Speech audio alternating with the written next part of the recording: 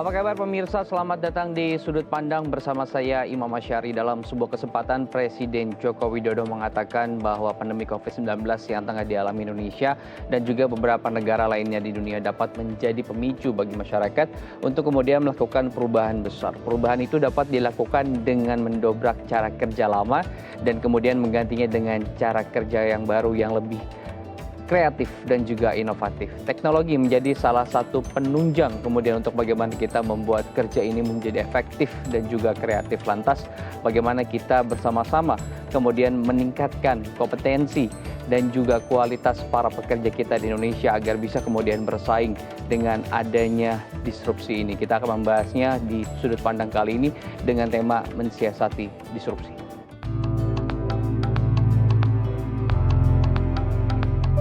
Revolusi digital telah memaksa dunia usaha melakukan transformasi, yakni transformasi dari pola-pola lama beralih kepada pola-pola baru.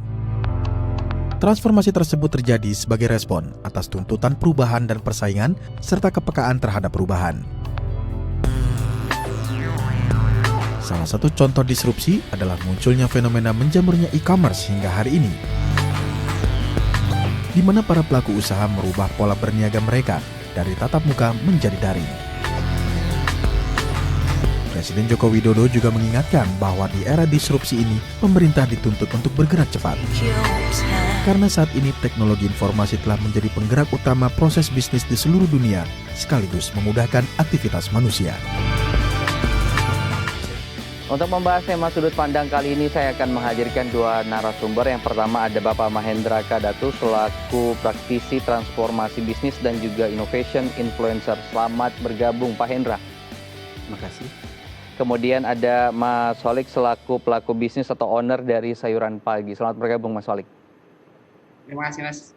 Baik, kita akan mulai perbincangan tentang bagaimana mensiasati disrupsi. Kita tahu juga bahwa Presiden Joko Widodo terus menggencarkan untuk adanya industri 4.0 dan juga kita tahu di sana banyak teknologi otomatisasi dan bermacam teknologi lainnya yang juga nanti akan membantu kerja dan juga produksi para pekerja kita. Saya akan ke Pak Hendra. Pak Hendra, bagaimana kemudian masyarakat kita bisa menyesuaikan diri dengan disrupsi ini? Karena kita tahu berkaitan juga dengan penggunaan teknologi, di mana kita tahu juga masyarakat belum terlalu familiar begitu ya dengan teknologi-teknologi yang ada saat ini, Pak. Saya kira diskursus mengenai pandemi sudah banyak dibahas. Tapi dalam kajian terakhir ini ya, apalagi kita sudah memasuki 1 tahun 2020, kita nggak bisa ngapa-ngapa dalam tanda petik. Tapi lihat di luar sana, sekarang orang-orang sudah melek teknologi. Ibu-ibu rumah tangga mengajarkan anaknya untuk menemani anaknya Zoom ya, atau dengan fasilitas yang lain. Sekarang mereka menjadi melek teknologi dan tidak bisa hidup tanpa itu lagi. Saya kira itu ya Mas. Apakah kemudian masyarakat kita siap untuk menciptakan hal-hal tersebut? Karena jangan-jangan kita hanya pengguna saja nih saat ini. Dan untuk kita bisa meng-create hal tersebut, belum ada kompetensi dasar kemudian dimiliki oleh masyarakat kita ataupun calon pekerja kita, Pak. Awalnya saya berpikir seperti itu. Saya khawatir masyarakat hanya jadi penonton atau pengguna. Tapi kenyataannya dalam 1 tahun terakhir, kalau kita melihat ada banyak startup baru, anak-anak muda mulai unjuk gigi ya, termasuk salah satu narasumber kita pada saat ini. Bagaimana anak-anak muda itu tidak takut masa depannya seperti apa. Kita yang orang-orang tua ini yang khawatir. Satu hal yang saya amati dari satu industri, yaitu industri keuangan. Industri keuangan itu tujuannya adalah inklusi. Semua orang mendapatkan akses keuangan. Teknologi memungkinkannya. Dan ternyata masyarakat kita tidak hanya menjadi pemakainya. Dari simpul-simpul masyarakat ini muncul beberapa orang yang secara brilian menerjemahkannya menjadi layanan baru. Itu bagus ya. Tidak terbukti bahwa kita hanya menjadi penonton atau penumpang. Baik. Ini kan sebetulnya ada juga pernyataan dari Menkominfo kita, Pak Johnny G. Plate yang kemudian menyatakan bahwa kita kekurangan digital talent cukup banyak, sampai jutaan begitu. Apakah ini menjadi sinyal kemudian untuk kita, masyarakat, orang tua mendorong anak-anak muda kita agar kemudian terjun ke zona tersebut? Atau Pak Hendra memiliki pandangan lain kemudian untuk kita bisa menyelesaikan disrupsi ini atau menyesuaikan tenaga kerja baru kita dengan adanya disrupsi ini, Pak? Saya sependapat dengan Pak Johnny Plate ya, Menkominfo kita. Tapi dari sudut pandang yang lain, karena saya dari industri, dan saya juga melayani banyak industri, perusahaan-perusahaan untuk mencoba bertransformasi. Yang saya tidak khawatir adalah bahwa anak-anak muda ini tanpa ada himbauan dari government pun, mereka sudah tahu bahwa masa depan industri itu ada internet based, technology based. Kalau kita lihat sekolah-sekolah coding sekarang menjadi lahannya sektor informal. Ada kursus-kursus pelatihan untuk coding, tidak harus di sekolah. Anak saya pun masih SD sudah belajar bikin game sederhana, bikin coding kecil-kecilan. Artinya apa? Tanpa ada himbauan, itu pun sudah ada organik, secara organik masyarakat tuh tahu. Ke depan itu anak-anak itu nanti akan melakukan apa dan orang tua sudah menyiapkannya. Yang kedua adalah apa yang dikatakan Pak Menkominfo itu memang berbasis data. Kita kekurangan digital talent. Kalau kita bandingkan dengan misalnya Cina ya. Atau Singapura yang negaranya kecil. Tapi tidak berarti kita tidak memiliki benih yang bisa menyelamatkan digital world kita di masa depan. Karena apa? Digital talent kita meskipun sedikit, impact-nya luar biasa. Anda tahu Gojek saja sudah berdampak kepada berapa orang ya yang terikat dengan itu. Jadi digital talent kita lebih kepada quality, impact, bukan numbers. Ya, bukan numbers. Baik. Saya percaya apa yang dicita-citakan oleh Pak Menkominfo itu akan terwujud cepat atau lambat bahkan tanpa campur tangan pemerintah. Cukup diberi regulasi yang mendukung, insentif dan mungkin reward ya, apapun itu bentuk. Kita tahu sebetulnya tidak mudah kemudian mendirikan perusahaan teknologi. Bahkan setelah adanya beberapa unicorn di Indonesia, baru bermunculan atau banyak bermunculan perusahaan-perusahaan startup di Indonesia yang coba dan ingin menjadi unicorn berikutnya. Bagaimana kemudian perjuangan teman-teman Mas Holik bersama teman-teman begitu ya, mendirikan startup ini dan juga apa landasannya akhirnya juga terbentuk startup tersebut? Sebenarnya produksi sayur kan. Jadi dulu ketika 2018 saya mencoba bersama teman-teman untuk membangun sayuran pagi itu karena keresahan kita yang anak-anak desa ini untuk mendapatkan sayuran yang segar dengan kualitas yang baik, seperti itu aja sih. Nah, pada akhirnya ketika ya karena saya memang lulusannya juga matematika, terus basisnya juga berbasis di IT, jadinya kepikiran gitu, gimana sih cara produksi sayur yang lebih efektif dan efisien seperti itu kan. Dan dengan kondisi yang sekarang tinggal di kota gitu kan, bagaimana memanfaatkan lahan sempit dan dengan adanya teknologi yang sekarang bagaimana mengolah kebun itu tidak dari kebun seperti itu. Jadi disitulah akhirnya muncul setelah 1 tahun lebih bermain sayur gitu kan, bermain dengan para tanaman itu gitu. Jadi di tahun 2019 awal saya sama teman-teman coba ngide aja sih, gimana sih kalau seumpamanya semua sistem hidroponik ini terkoneksi dengan HP kita seperti itu. Jadi kita bisa untuk ngecek nih, kan kalau di hidroponik itu ada pH airnya harus dicek, terus ppm-nya juga harus dicek, suhu airnya dicek, terus suhu dan kelembapan ruangannya juga dicek. Nah itu kan sebenarnya bisa diganti oleh sensor semua gitu.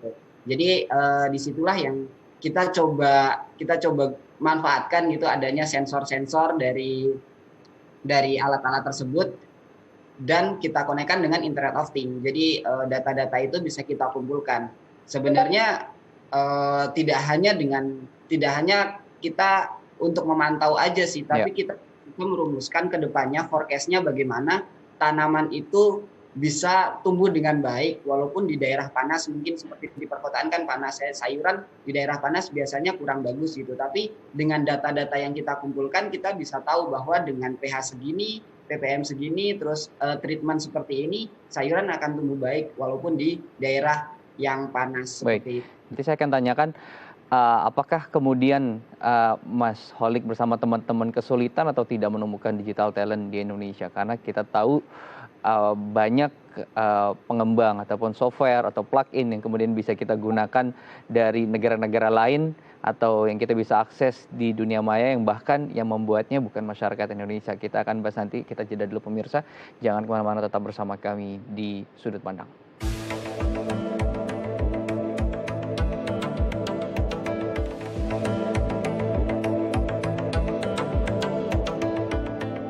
Saya akan kembali ke Mas Holik. Mas Holik, Untuk saat ini kemudian bagaimana Mas Holik bisa mengembangkan teknologinya? Apakah pure kemudian 100% menggunakan produk anak bangsa dan juga SDM-nya anak bangsa, atau menggunakan jasa katakan remote begitu ya, meremote dari negara lain atau developer atau digital talent dari negara lain?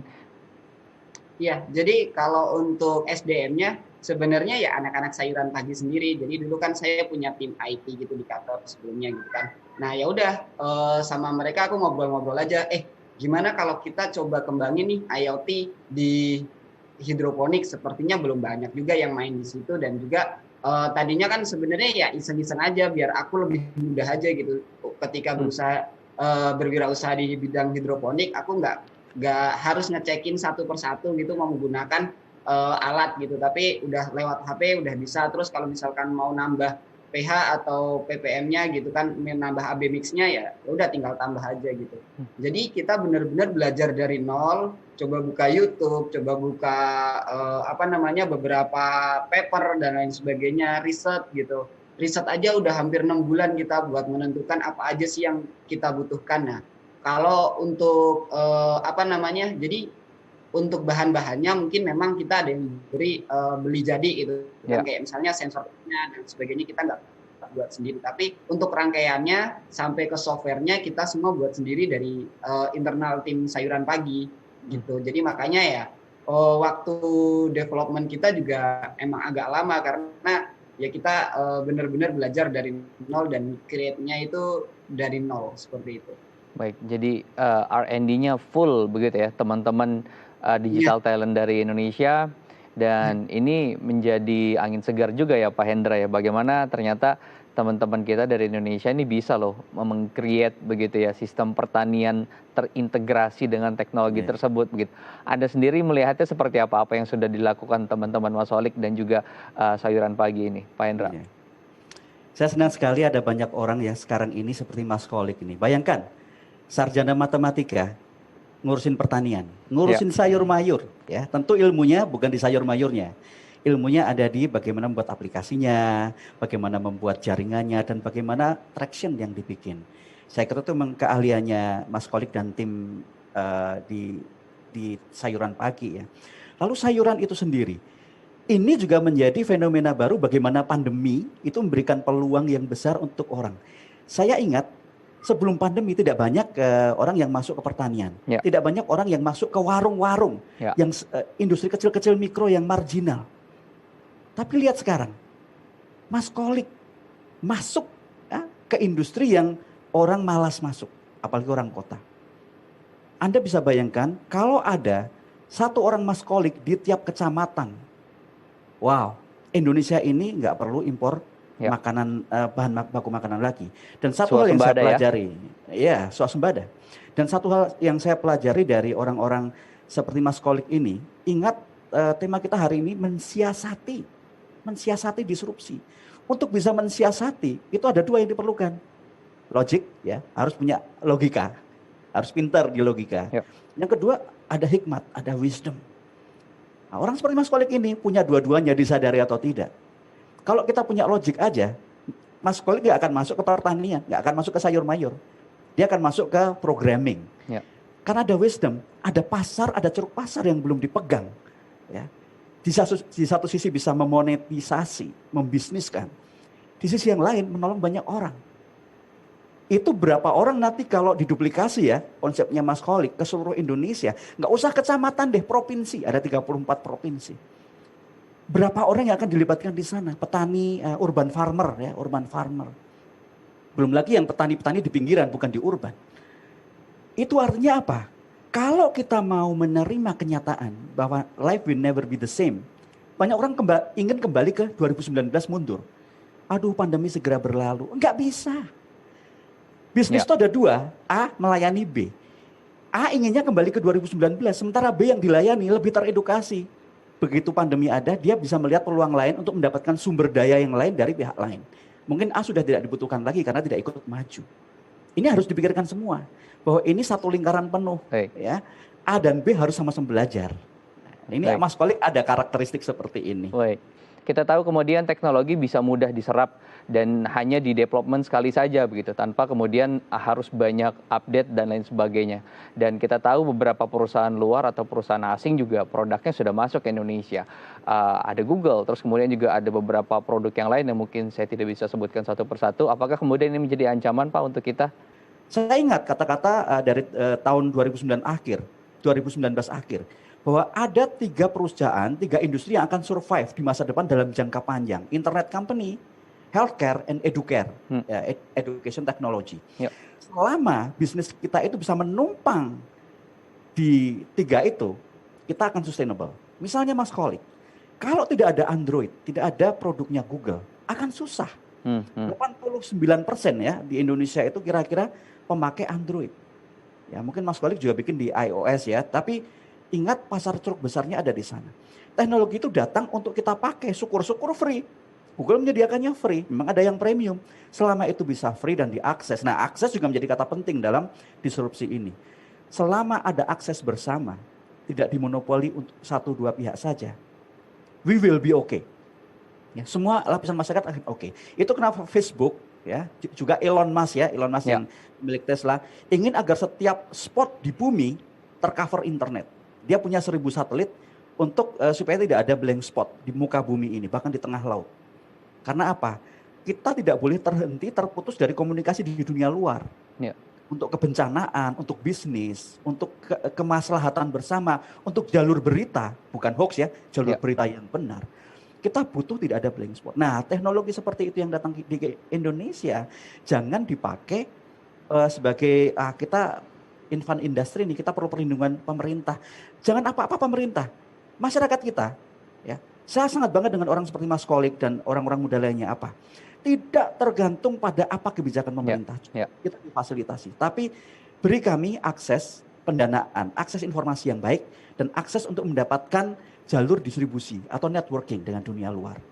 Kita harus jeda dulu, pemirsa, jangan kemana-mana, tetap bersama kami di Sudut Pandang.